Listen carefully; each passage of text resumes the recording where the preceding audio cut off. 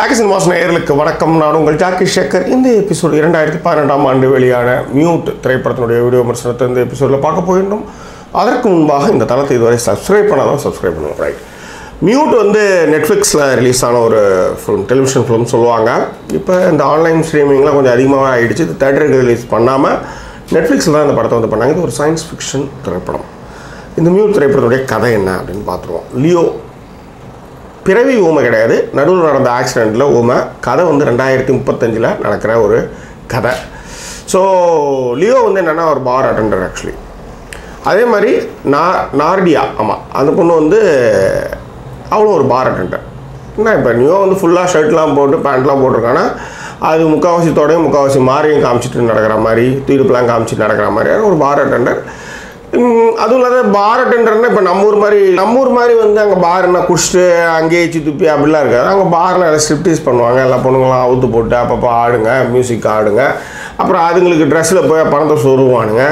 இந்த நேரத்தில் வந்து பாரில் வந்து என்ன ஆடுறவங்க கேட்குறாங்களோ அதை பொண்ணுங்க வந்து கவர்ச்சி ஒரு லெட் வந்து ட்ரெஸ்ஸுக்கு இந்த சரக்கெலாம் பரிமாறுற ஒரு வேலையை தான் இந்த நார்டியா வந்து பண்ணிக்கிட்டு இருக்கா. ஸோ இந்த லியோ வந்து ஊமை, அதே நேரத்தில் கொஞ்சம் ஷார்ட் டெம்பரும் கூட. பட் நாடியாவும் லியோவுக்கும் ஒரு லவ் இருக்குது. ஆக்சுவலாக லவ்னா சாதாரண லவ் இல்லை. சில பொண்ணுங்களாம் பார்த்துக்கிட்டே இருக்கணும்னு தோணும் இல்லையா, அந்த மாதிரி அவனுக்கு வந்து அந்த பொண்ணு வந்து அவ்வளோ பிடிக்கும்.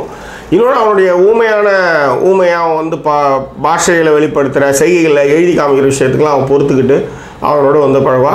ஸோ அதனாலே அவனுக்கு வந்து அவளை வந்து ஒரு பிடிமானமாக, தன்னுடைய வாழ்வின் மிக முக்கிய பிடிமானமாக அவளை லியோ வந்து அவளை வந்து பார்த்துக்கிறான். அன்ஃபார்ச்சுனேட்லி ஒரு நாள் சொல்லாமல் கொள்ளாமல் நாடியா காணாமல் போயிடுறா. அவளை கண்டுபிடிச்சானா யார், லியோ கண்டுபிடிச்சானா இல்லையா அப்படின்னு தான் அந்த திரைப்படத்துடைய கதை. ஸோ இந்த திரைப்படத்தினுடைய ஸ்பெஷல் அட்ராக்ஷனான சயின்ஸ் ஃபிக்ஷன் மூவி. இந்த படத்துக்கு நிறைய நெகட்டிவ் ரிவ்யூஸ் தான் வந்தது. நான் சொல்லுவேன் இந்த படத்தை நிச்சயமாக பார்க்கலாம் அப்படின்றது.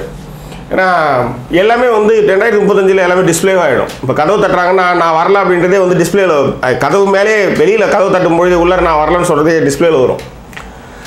அதே மாதிரி சாப்பாட்டுக்கு இப்போ ஸ்விக்கி பாய்ஸ்லாம் இப்போ நிறைய பேர் வந்து சுற்றிட்டு இருக்கிறாங்க. ஸ்விக்கி, ஊபர் ஈட்ஸ், அதெல்லாம் 2035 வந்து ஒரு சின்ன ஹெலிகாம் மாதிரி அதில் ஆர்டர் பண்ண இடத்துக்கே பேக்கோடு வந்து இறங்குது. கீழே கார் ஓட்டுறவங்க வந்து ரொம்ப கம்மி, மேலே இப்போ ஹேர் டிராஃபிக் தான் பயங்கரமாக சுற்றிட்டு இருக்கு. சர்ரு சுற்றிட்டு இருக்கு.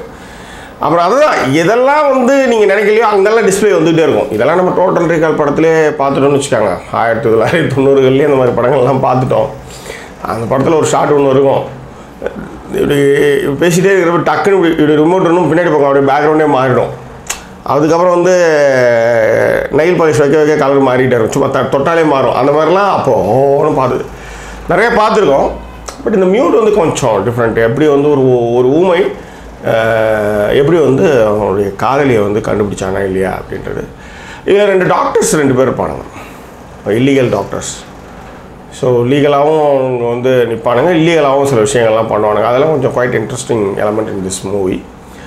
ஸோ ஒரு சயின்ஸ் ஃபிக்ஷன் த்ரில்லர் பார்க்கணும் அப்படின்னா ரொம்ப ஆஹோ அப்படின்னு நீங்கள் எதிர்பார்த்துக்கிட்டு போக வேண்டிய படம் இல்லை. ஆனால் பார்க்கலாம். அந்த மாதிரியான ஒரு ஆக்ஷன் சலச்சித்திரம் மலையாளத்தில் சொல்லிட்டேன். சரி, என்ஜாய் பண்ணுங்கள்.